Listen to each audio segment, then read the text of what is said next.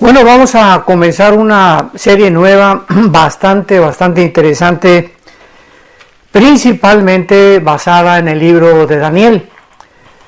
El libro de Daniel es uno de los libros en el Antiguo Testamento que contiene una de las más espectaculares y sensacionales profecías bíblicas de los últimos tiempos. Y cuando estamos hablando de los últimos tiempos o los últimos días, tenemos que tener cuidado, porque unos son los últimos días o tiempos de la iglesia y otros son los tiempos de Israel. Esto es muy importante, porque debido a este error y a esta equivocación de interpretación hermenéutica, teológica, bíblicamente, se ha dado el discurso equivocado acerca de que pues hay muchas profecías de que ya pertenecieron al pasado y que estas profecías ya se cumplieron, etcétera, etcétera. Y el trasfondo de todo esto es precisamente no darnos cuenta o no haber descubierto o no haber tenido cuidado al examinar las profecías para el tiempo para el cual fueron escritas. Entonces decir, por ejemplo, que pues Mateo 24 ya se cumplió en el pasado, lo cual es parcialmente verdad, porque en Mateo 24 encontramos a Cristo dando las señales de los últimos tiempos y dando las señales de la aproximación que iba a continuar sucediendo después de su muerte, como fue la invasión del gobierno romano por el general Tito en el año 70 después de Cristo. Entraron y Cristo lo profetizó: no quedará piedra sobre piedra. Se cumplió en Mateo 24. Y más adelante Cristo también da otras señales que se van a cumplir al final. Entonces tenemos que tener mucho cuidado en la forma en la que nosotros podemos interpretar o tratar de sin tomar en cuenta las demás partes de la Biblia, darle un significado o darle un simbolismo completamente equivocado. Y lo mismo pasa con el libro de Apocalipsis. El libro de Apocalipsis es un libro que está escrito, ¿verdad? Del capítulo 4 hasta el capítulo 19 del Apocalipsis encontramos 21 juicios de Dios. 21 juicios de Dios que no se han cumplido en la historia, por el amor de Dios. O sea, todavía no estamos en los sellos, porque el cuarto sello es una cuarta parte de los seres humanos muriendo. Imaginémonos, jamás en la historia una cuarta parte de la tierra ha muerto. Encontramos también de qué forma en el quinto sello y en el sexto sello la cantidad de mártires y las estrellas y meteoros cayendo al mundo, el cielo envolviéndose como un pergamino, cosa que no se ha cumplido.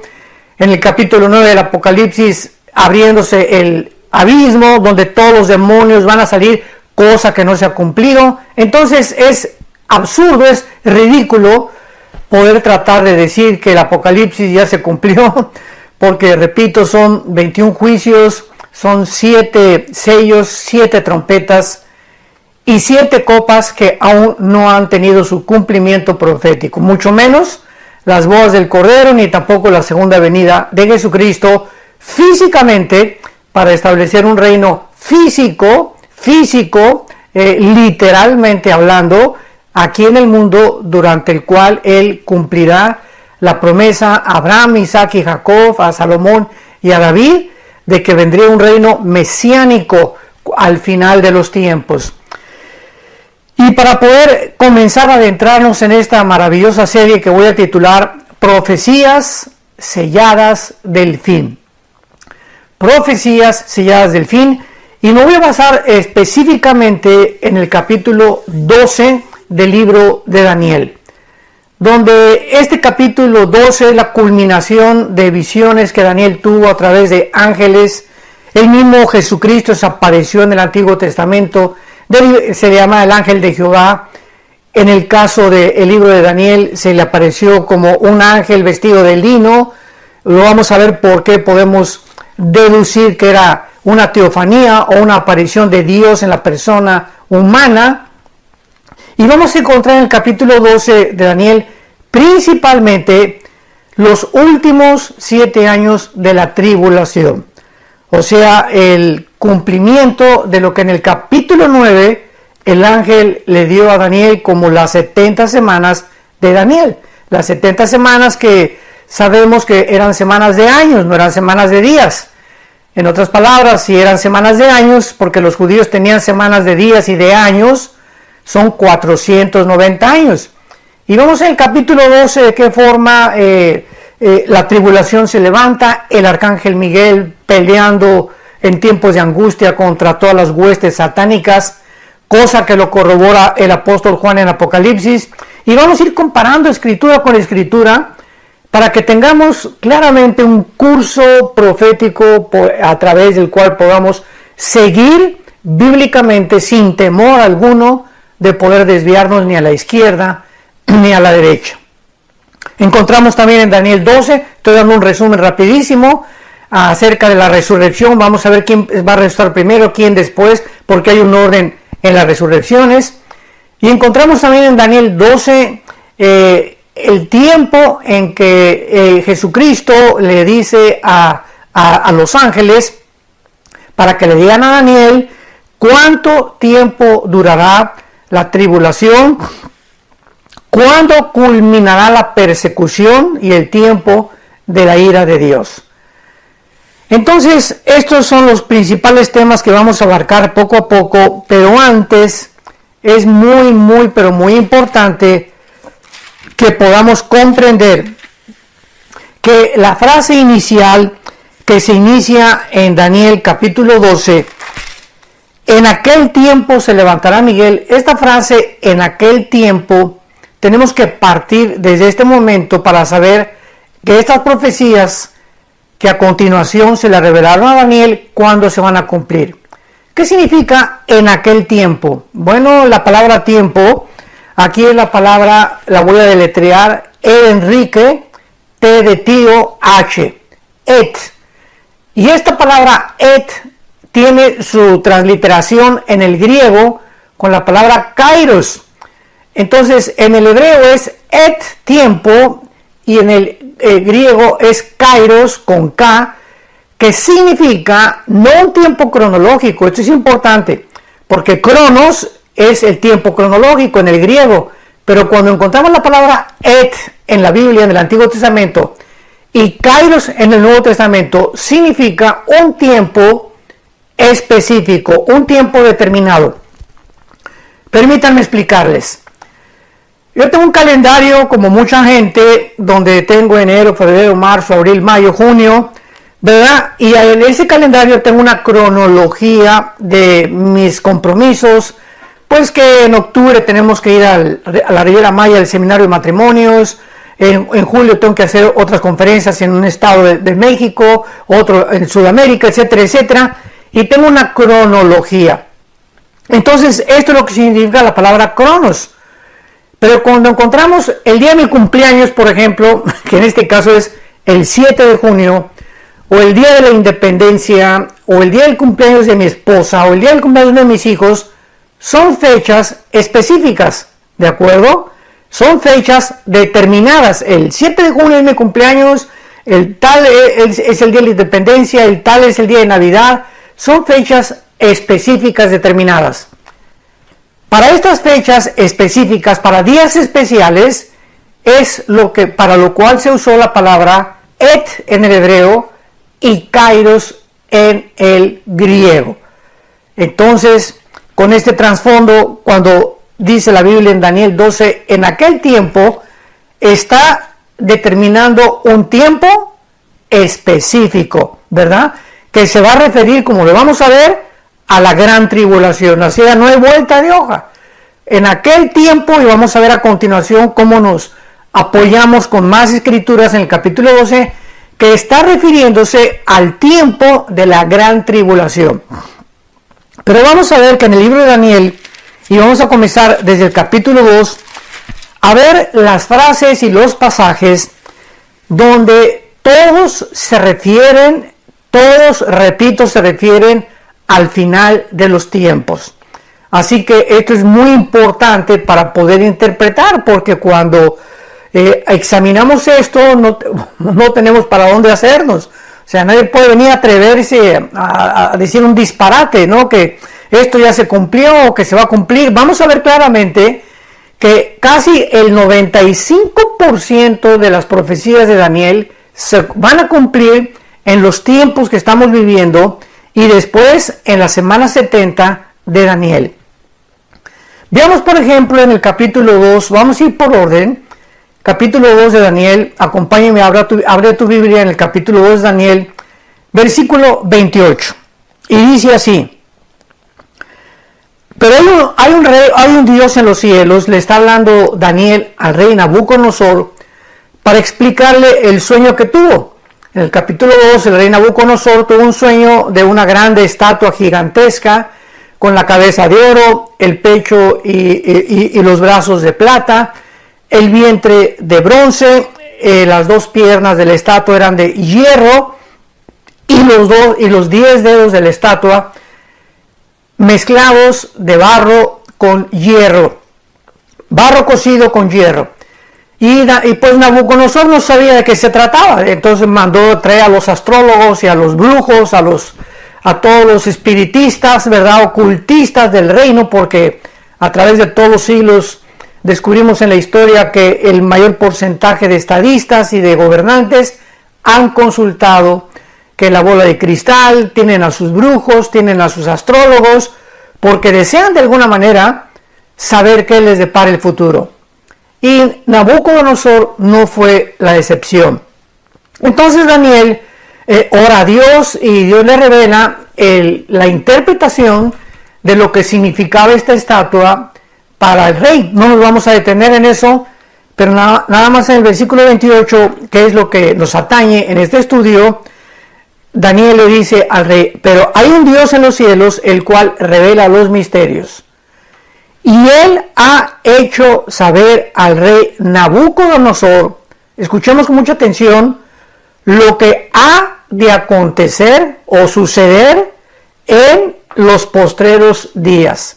O sea, Nabucodonosor, te voy a interpretar lo que significa el sueño de la estatua. Pero este sueño, esta interpretación que tú tuviste, está relacionada con los últimos tiempos. Y de ahí Daniel pues ya comienza a decirle, ¿verdad?, que la cabeza representa a Babilonia, que era el reino en el cual en ese momento Nabucodonosor estaba gobernando, Daniel estaba bajo sus órdenes en el palacio. Después, más adelante, Daniel le dice, pues vendrá otro reino, que la historia nos lo corrobora, los medos persas. Después dice Daniel un tercer reino, los griegos, que Alejandro el Magno derrotó al imperio medo persa. Y después el cuarto reino, que sabemos también por la historia, que fue el imperio romano. Entonces es muy claro, ¿verdad?, que se cumplió la estatua, se cumplió la cabeza de la estatua, porque Babilonia cayó, los medos persas cayeron, el imperio griego cayó, el imperio romano cayó, y las dos piernas que representan Roma cayó también. Y vemos que ¿por qué está relacionado con los últimos tiempos? Porque esto es muy importante, los 10 dedos de la estatua del rey Nabucodonosor representan, lo vamos a ver a continuación, representan la última forma de gobierno mundial que existirá antes, esto es muy importante, antes de que Jesucristo regrese a reinar al mundo y establecer su reino mesiánico o su reino de 1000 años. Entonces, antes de que Cristo venga, esto es importantísimo, tenemos la seguridad, la absoluta seguridad, de que se va a formar una coalición de 10 naciones representadas por los 10 dedos de la estatua de Nabucodonosor, y en el Nuevo Testamento están representados por 10 cuernos, que nos vamos a ir después para allá. Entonces, esta es la razón por la cual Daniel le dijo al rey: este sueño que tú tienes, Dios te ha dicho lo que ha de acontecer en los postreros días.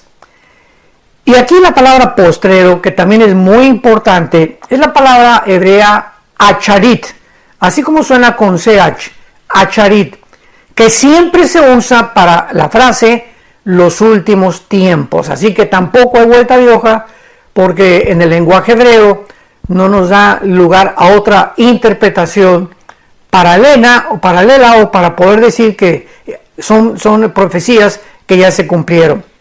Ahora veamos en el versículo 44 y 45 del capítulo 2 de Daniel. Seguimos en el capítulo 2, versículo 44 y 45, que entonces ya Daniel le explica finalmente a el rey Nabucodonosor la interpretación de los 10 dedos. Y dice así: y en los días de estos reyes, o sea, de los 10 dedos, de acuerdo al versículo 42, que son los 10 dedos de la estatua, en los días de estos 10 reyes, el Dios del cielo levantará un reino que no será jamás destruido. Y sabemos que los que quieren interpretar que cuando Jesús dijo, el reino de Dios ya está en vosotros, y atribuyen el milenio como algo espiritual, ¿verdad? ¡Qué grande equivocación! Porque aquí está hablando de un reino que no va a ser destruido. Nosotros vamos a ser destruidos en el momento de la muerte, aunque sobrevivirá nuestro espíritu y nuestra alma. Pero aquí está hablando de un reino físico, literal, visible, la profecía de Daniel. En los días de estos reyes, el Dios del cielo levantará un reino que no será jamás destruido. Y estos 10 reyes no se han levantado nunca en la historia. Así que no podemos decir, ¿verdad?, que el reino de Dios es espiritual. Claro que es espiritual porque ahorita el Espíritu Santo vive entre nosotros.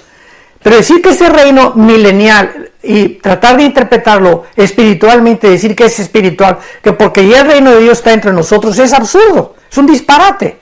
Porque tenemos que distinguir entre el reino espiritual, que ya está dentro de cada persona que tiene a Cristo, pero la Biblia nos confirma, nos profetiza, nos enseña que va a haber un reino físico, visible, literal, donde Cristo bajará en la segunda venida a establecerlo durante 1000 años.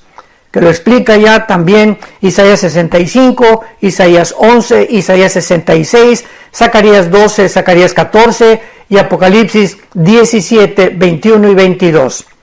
Entonces, tenemos que juntar todas estas profecías y unirlas. Yo les dije alguna vez que yo comparaba las profecías bíblicas con las neuronas del cerebro. ¿En qué sentido?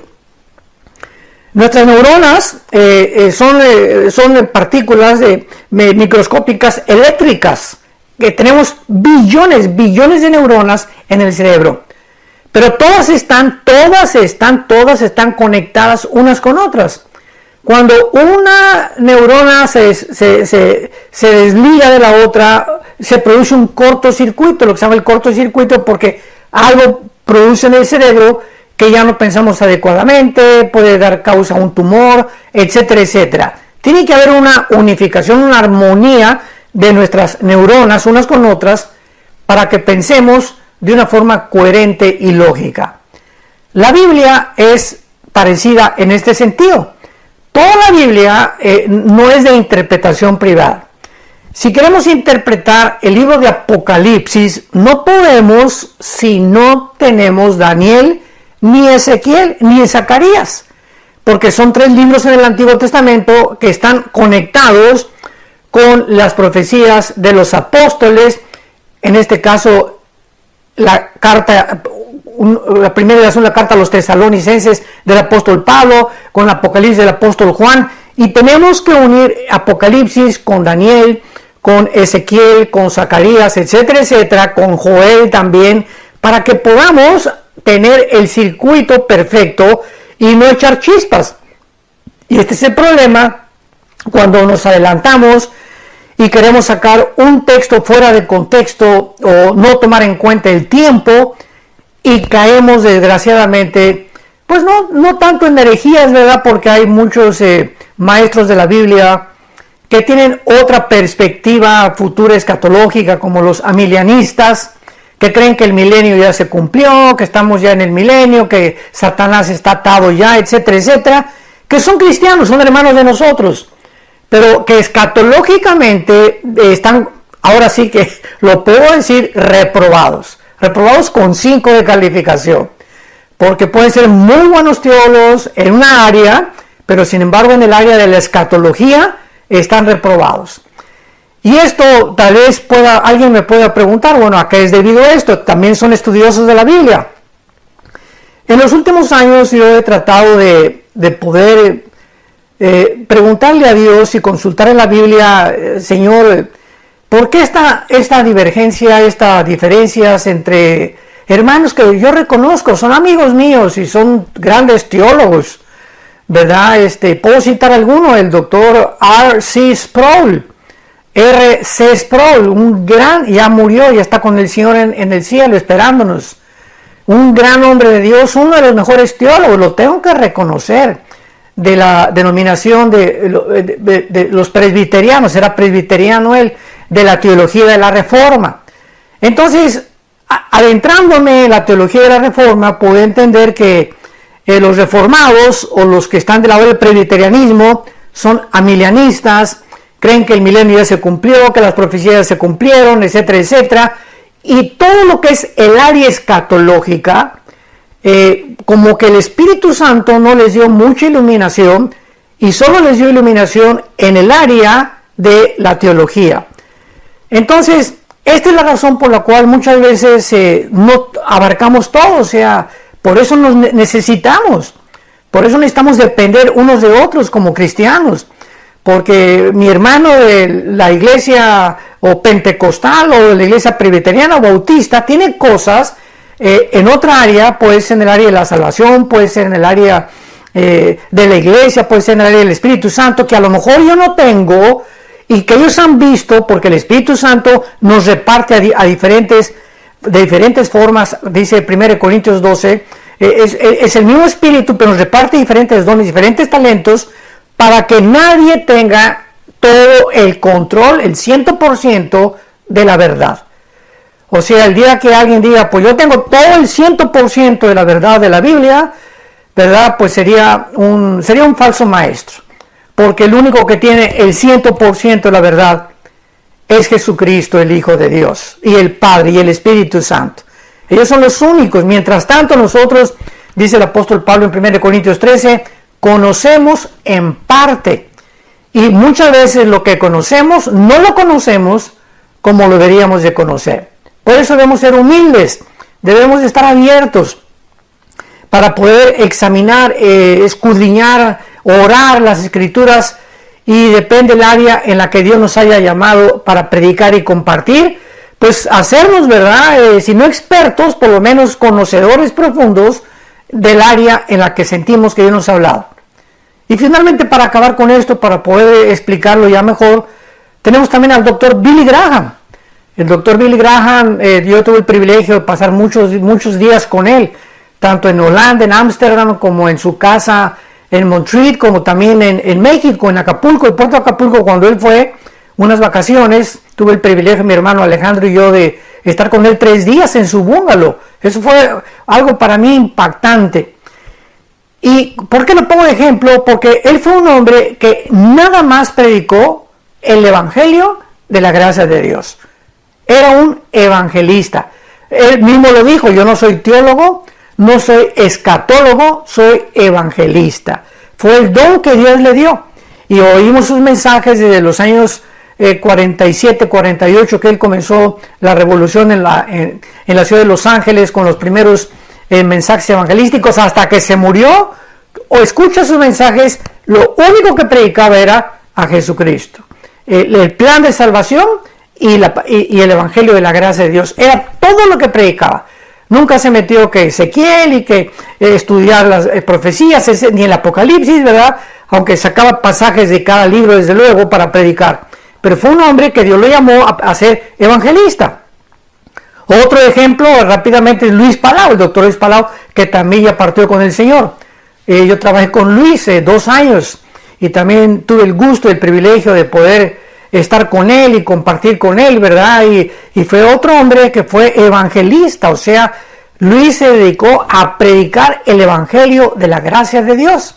Nunca se metió en otras ambigüedades ni en otras cosas de la Biblia, porque él también le dijo, este es mi llamado. Entonces, con esto quiero decirles que todos tenemos un llamado. En el caso mío, de mi primer mensaje, me río todavía y cuando lo comento mucha gente se ríe también. El primer mensaje que yo prediqué cuando yo me convertí, ¿cuál creen ustedes que fue el título? Y pues yo pienso que desde ahí ya Dios me estaba llamando para el área, aunque he recorrido he sido misionero, evangelista durante un tiempo, pastor y maestro, pero el área más fuerte en la que Dios me ha llamado es en la escatología y en la apologética, que es la defensa de la fe. Y mi primer mensaje se tituló La Gran Tribulación. Mi primer mensaje que prediqué fue acerca de la Gran Tribulación. Imaginemos nada más, me metí desde que me convertí al libro del Apocalipsis. Fue una pasión y ahora sé que pues Dios me estaba llamando a eso y a eso he tratado de especializarme cada vez más, profundizarme cada vez más, porque siento que eso es mi llamado. Y esta es la razón por la cual dedico mucho más de mis conferencias y mis estudios a el área de las profecías bíblicas. Bueno, habiendo ya dicho eso y ya teniendo un poco más de comprensión, encontramos, ¿verdad? Y nos quedamos en Daniel 2, 44 y 45, donde finalmente Daniel le dice al rey Nabucodonosor las siguientes palabras para comprobar. Estamos comprobando todos los pasajes del libro de Daniel para recordar que se mencionan que es para los últimos tiempos. Daniel 2, 44 y 45. Y en los días de estos reyes, en los días de los 10 cuernos, en los días de los 10 dedos del estatua de Nabucodonosor, Dios levantará un reino que no será jamás destruido, lo cual no ha sucedido. Ni será el reino dejado a otro pueblo, desmenuzará y consumirá a todos estos reinos, o sea, a los anteriores, a los medos persas, a los griegos, a los babilonios, que de alguna manera quedaron vestigios repartidos por todo el mundo en diferentes naciones, pero él permanecerá para siempre. Versículo 45. Y de la manera que viste que del monte fue cortada una piedra, no con mano, la cual desmenuzó el hierro, el bronce, el barro, la plata y el oro, el gran rey, el gran Dios ha mostrado al rey. Esto es importante. Dios te está mostrando, le está diciendo Daniel a Nabucodonosor, lo que ha de acontecer en lo porvenir. El sueño que tú tuviste, rey, la estatua que golpeó finalmente a los pies de tu sueño, que eran los dedos, y que se desmoronó totalmente todos los imperios. Esto significa que cuando venga Cristo, que está representado por la piedra, porque Él es la roca, Él siempre ha sido la piedra sobre la cual se ha fundado todo, Él es la piedra angular, el establecimiento de todas las cosas. Cuando Cristo venga, golpeará los 10 dedos del estatua, representando que esos 10 dedos son la forma, como ya lo dijimos, de los 10 gobiernos mundiales, el G10 que se va a formar, y como lo vamos a ver después de que se forme este G10 y no antes, de ahí surgirá el cuerno pequeño, que en Daniel 7, Daniel 8 se le llama al anticristo.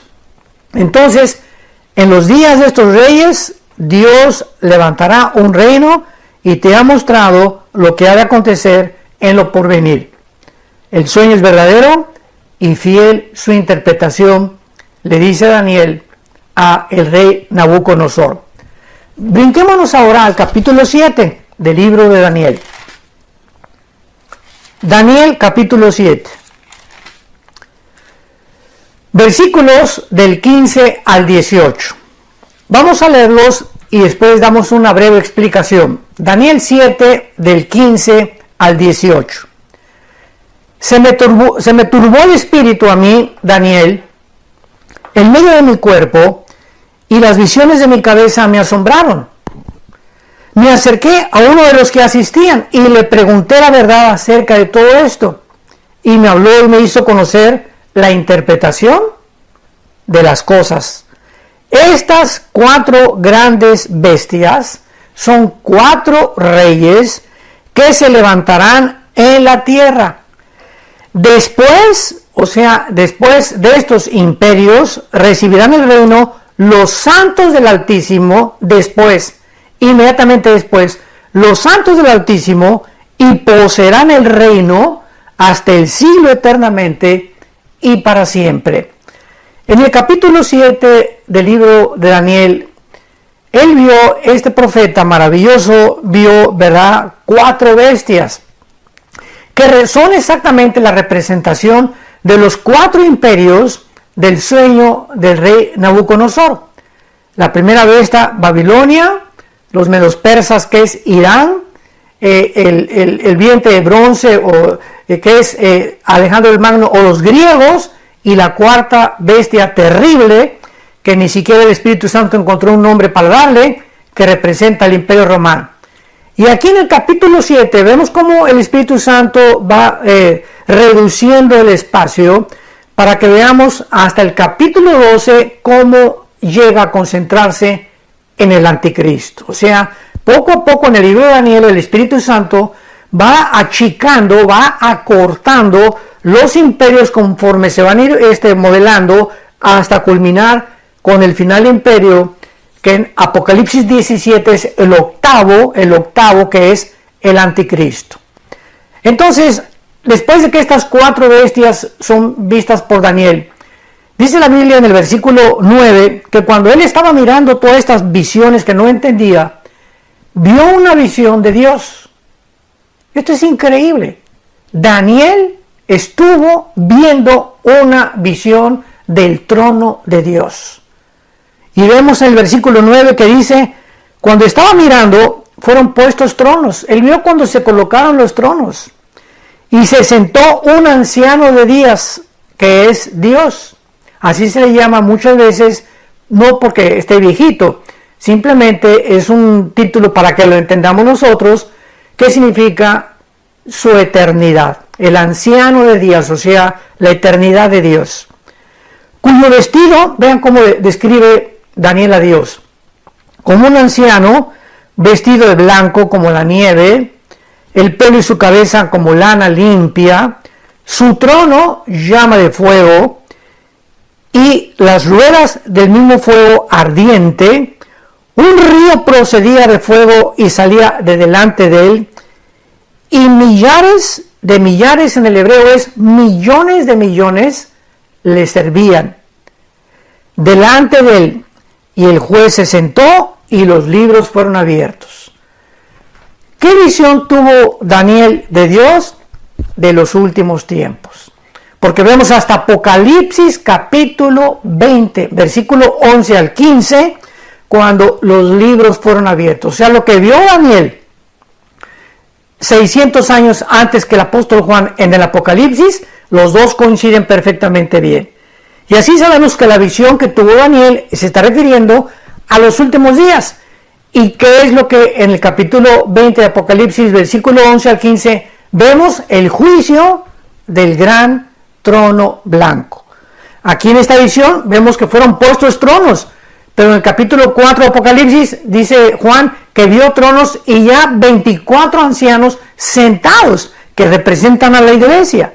Y en el capítulo 20 de Apocalipsis encontramos que fueron abiertos los libros, y esto es cuando se han abierto los libros, es porque Dios está ya listo para juzgar a la humanidad. ¿Cuándo será esto? Al final del reino milenial, del reino mesiánico o del milenio. ¿Y cómo lo sabemos? Porque en Apocalipsis 20, 11 en adelante dice, y la tierra desapareció delante del trono de Dios. Y sabemos que durante el milenio la tierra va a existir, va a haber pecado. El hombre de 100 años, dicen en Isaías 65, 66, que va a morir alguien que peque de 100 años. Un niño de 100 años puede morir porque a los 100 años será un joven todavía. Va a haber rebelión al final del milenio, Apocalipsis 20, y hasta que el juicio sea llevado a cabo, que es el juicio de los incrédulos, el juicio del gran trono blanco, Apocalipsis 20, del 11 al 15, después de este juicio serán creados los cielos nuevos y la nueva tierra, donde ya no habrá dolor, donde no habrá tristeza, donde no habrá muerte, porque en el milenio habrá muerte, y donde estaremos ya en el estado perfecto, por toda la eternidad. Apocalipsis 21 y Apocalipsis 22, la eternidad. Entonces, esta es la razón por la cual Daniel se confunde y vemos que uno de los que lo asistían a Dios, de los millones que tenían ahí, fue el que le dijo en el versículo 15 que acabamos de leer, Daniel 7, versículo 15, se me turbó el espíritu, después de estar, imaginémonos, se me turbó el espíritu, estaba confundido, y en medio de mi cuerpo y las visiones de mi cabeza me asombraron, y me acerqué a uno de los que asistían, ahí estaba Daniel, fue llevado en el espíritu al cielo, y de los millones ni siquiera le dejaron acercarse a Dios, se acercó a uno de los que asistían a Dios, que sabemos que son los ángeles, los millones de ángeles que Dios tiene a su servicio. Y se acercó Daniel a uno de estos ángeles, como dice aquí, y entonces le preguntó a él, versículo 16, ¿qué es esto? O sea, ¿por qué están abriéndose los libros? ¿Qué es lo que está pasando aquí? Y me hizo conocer la interpretación de las cosas. Y entonces ya el ángel le dice a Daniel, versículo 17, estas 4 grandes bestias que tú viste al principio son 4 reyes, después recibirán el reino los santos del Altísimo y poseerán el reino hasta el siglo eternamente y para siempre. No quiero dejar de pasar esto que es importantísimo. Daniel vio en este capítulo 7 4 bestias. ¿Verdad? Vio en primer lugar, dice el versículo 4, estamos en capítulo 7, a un león que representa a Babilonia, un oso que representa a Irán o a los medos y a los persas, el leopardo, versículo 6, que representa las conquistas veloces, repentinas, estratégicas de Alejandro el Magno, y número 4, la cuarta bestia, de donde vemos más adelante que de ahí de esa cuarta bestia, o sea, del Imperio Romano, salió un cuerno pequeño. ¿Por qué le dice el ángel que después de estos 4 reyes vendrá el trono de Dios, o vendrá el reino milenial de Jesucristo establecido en la tierra, cuando sabemos que son 10 reyes los que en el capítulo 2 se van a mencionar? Y vamos a poder entender esto si lo leemos en el capítulo 13 del libro del Apocalipsis. Vean ustedes la consistencia de la Biblia, es impresionante, asombroso, solo Dios pudo inspirar este libro maravilloso. Dice Apocalipsis 13, versículo 1, el apóstol Juan está escribiendo: me paré sobre la arena del mar, y recordamos que Juan se encontraba ¿en dónde? En la isla de Patmos, junto al mar Egeo, enfrente del mar Mediterráneo. Cuando dice, me paré sobre la arena del mar, está hablando sobre el mar Mediterráneo. Él estaba enfrente del mar Mediterráneo. No era el mar de Acapulco, ni era la playa Caleta, ni de Cancún, ni de la Riviera Maya, ni de la costa francesa.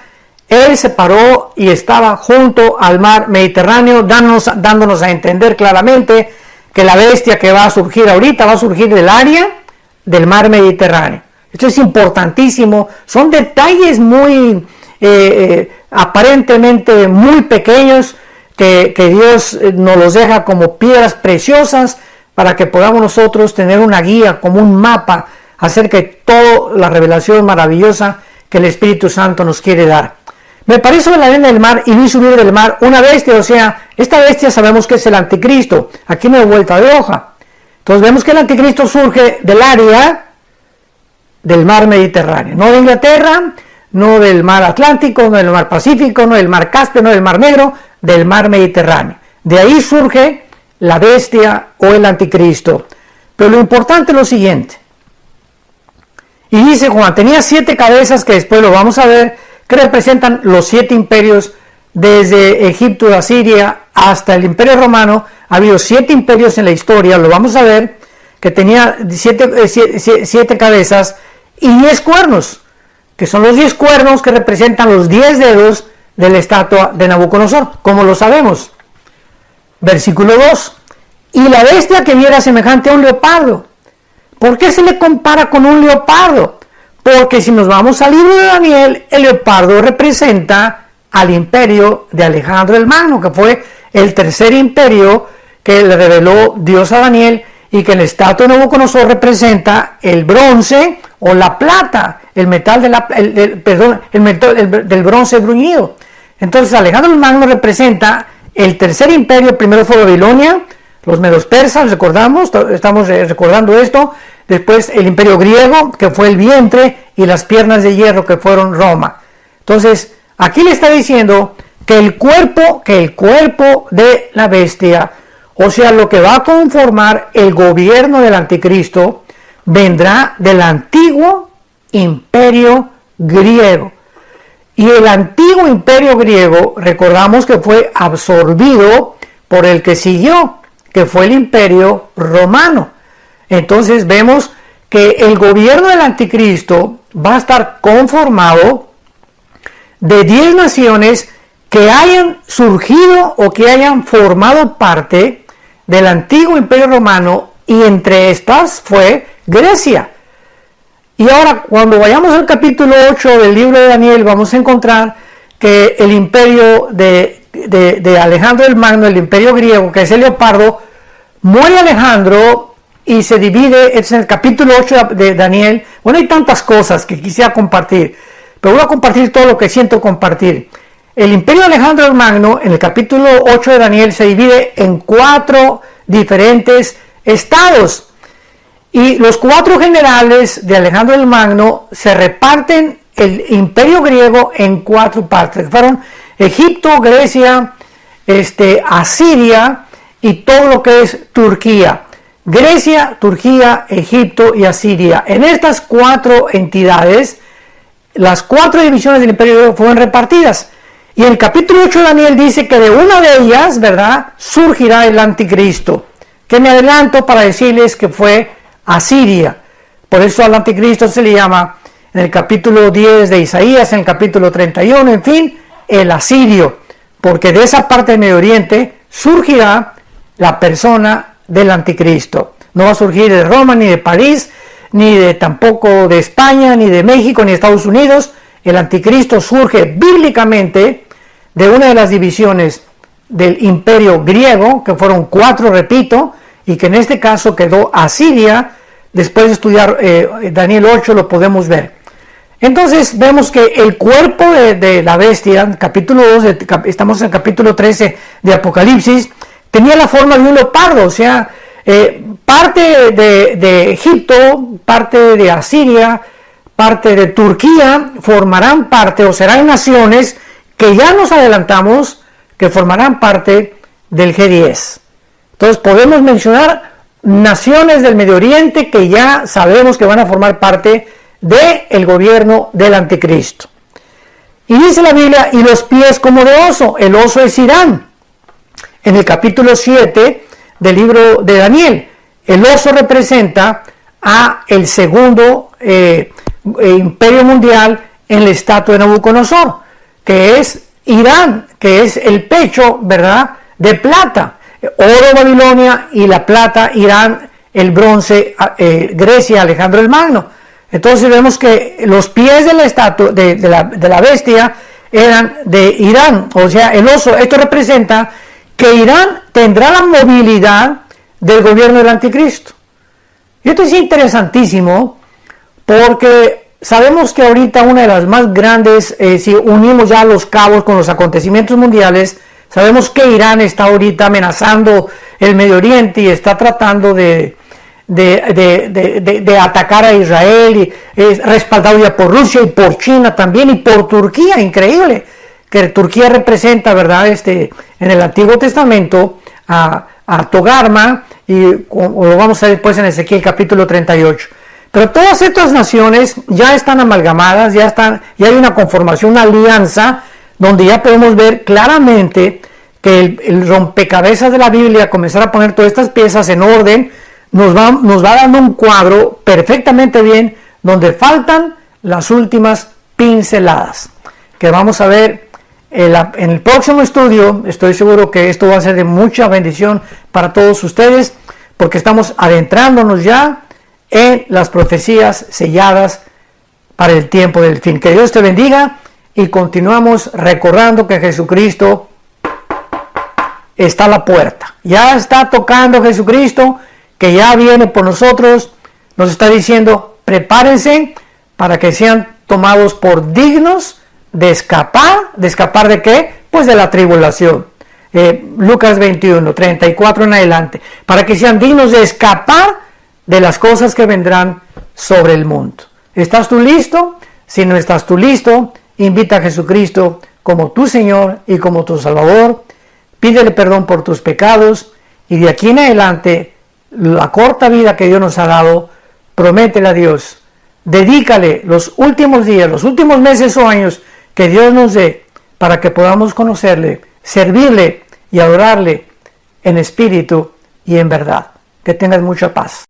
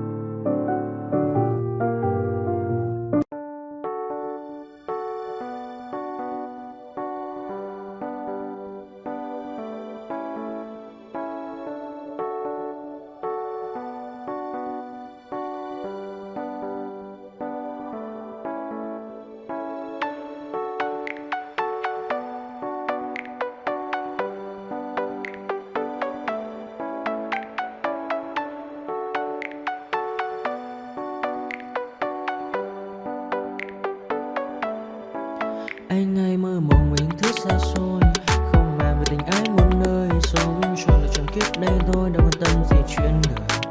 Thế mà lại ngâm tương tư, ông tầm bà mối xa tơ, đêm nằm trộm nhớ mơ mơ về ai. Thì ra anh yêu rồi, từ ánh mắt nụ cười, từ đôi môi gọi mưa sao xuyên lòng anh. Thì ra mê em rồi, ngày hay đêm ôm lời, chỉ nghĩ đến em thôi, đó là do anh đã yêu rồi, anh đã yêu rồi, anh đã yêu rồi. Anh đã yêu rồi, anh đã yêu rồi, anh đã yêu em mất rồi.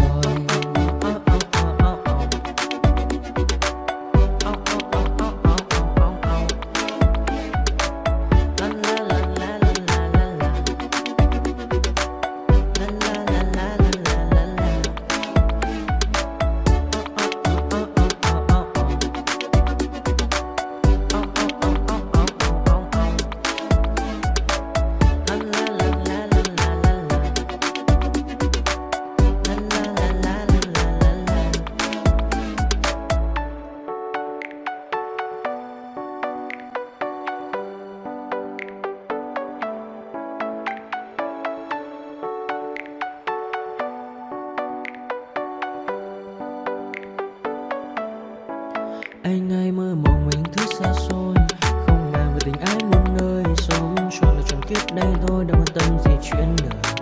Thế mà lại nằm tương tư, ông tầm bà mối xa tơ, đêm nằm trộm nhớ mơ mơ về ai. 「